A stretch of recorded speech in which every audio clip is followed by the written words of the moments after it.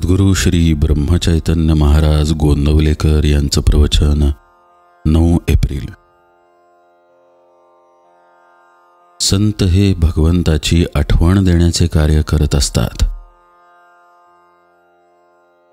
ज्याला सत्याचे ज्ञान झाले तो सर्वज्ञच बनला आणि जे या सत्याला धरून राहतात ते संत होत।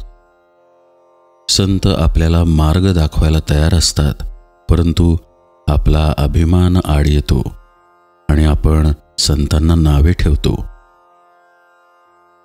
एक जण संतांना उद्देशून म्हणाला, तुम्ही आमचे नुकसान करता, अपकार करणाऱ्यावरही उपकार करायला सांगून आम्हाला मेषपात्र करता। वास्तविक आपल्या संतांनी कर्मांचा ढीग पाडला आहे, पण त्यांच्या आणि आपल्या कर्मांमध्ये फरक आहे। राम करता या भावनेने त्यांनी कर्म केले, आपण मीपणाने करतो, म्हणून कर्म आपल्याला बंधनकारक बनते।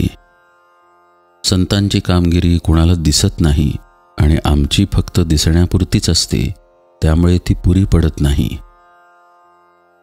एखादा पुष्कळ ज्ञानी झाला, पण ते ज्ञान जर वृत्तीत उतरले नाही तर त्याचा काय उपयोग? जगाचे खरे स्वरूप समजून घेण्यासाठी जो सुखदुःखाच्या जाळ्यात सापडला नाही त्याच्याकडे जावे। तो साक्षीत्वाने राहून जगापासून अलिप्तच राहतो। कर्म करूनही तो अलिप्त राहतो, आपण मात्र सुखदुःखात गुरफटून जातो। संताचे अंतःकरण शुद्ध असल्यामुळे त्याची शिव्यांची भाषा सुद्धा न बोचणारी किंबहुना आशीर्वाद रूपच ठरते। सत्पुरुष काही विद्वान नसतात। अतिविद्वान मनुष्य कुणी सत्पुरुष झालेला ऐकिवात नाही। कुणी 8व्या वर्षीच घरातून निघून जातो, तर कुणी लग्नातून पळून जातो, तर कुणाला लिहायला वाचायलाही येत नाही। असे लोक सत्पुरुष झालेले आढळतात। संतांनी देह सोडल्यावर सुद्धा लोकांना त्यांचे अस्तित्व भासते। लहान मूल बाहेर खेळत असते, परंतु मध्येच त्याला आईची आठवण होऊन तिच्याकडे धावते।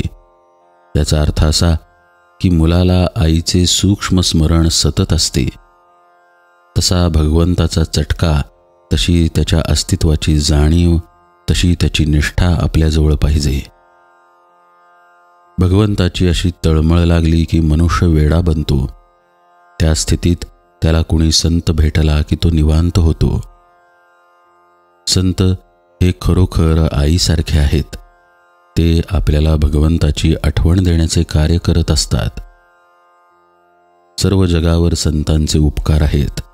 त्यांनी परमात्म्याला सगुणात आणले आणि तो आपल्याला सुसेव्य केला। परमात्म्याला आपलासा करून घ्यायला नामस्मरण हे सोपे साधन दिले। एकनाथी भागवत, ज्ञानेश्वरी असे सोपे सद्ग्रंथ निर्माण केले आणि यथाशक्ती अन्नदान करणे हेच कलियुगात उत्तम साधन आहे असे सांगितले। या 4 गोष्टी आचरणात आणण्याचा प्रयत्न ज्याने केला त्याला काही कमी पडणार नाही, नेहमी समाधानच राहील। जग संतांशिवाय असणे शक्य नाही, आम्हाला त्यांना ओळखता येत नाही। जानकी जीवन स्मरण जय जय राम।